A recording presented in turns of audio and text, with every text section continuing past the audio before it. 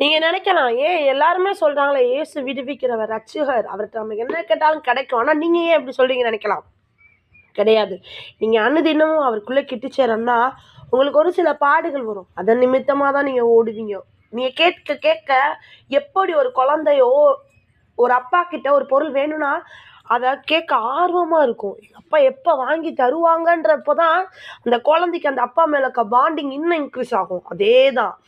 உங்களுக்கு எது பெஸ்ட்டோ, நீங்க எவ்ளோ நாள் வெயிட் பண்றீங்க, ஏசப்பா உங்கள நீங்க எவ்ளோ ஏசப்பாவ ருசிச்சு பார்த்துருக்கீங்கன்றத, அவர் அதன் மூலமா நம்மட்ட நிரூபிச்சு காட்டுவாரு.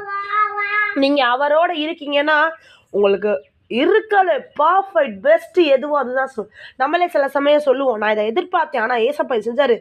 நான் நினைச்சத விட ஏசப்பா எனக்கு பெஸ்ட்டா செஞ்சுட்டாங்கன்னு உங்க வாயாலே அவரை குறிச்சு நீங்க சாட்சி பிறர்கிட்ட சொல்லணும்னா, அததான் தேவன் எதிர்பார்ப்பார். நாம கர்த்தருக்குள்ள வழிநடத்தப்படணும்.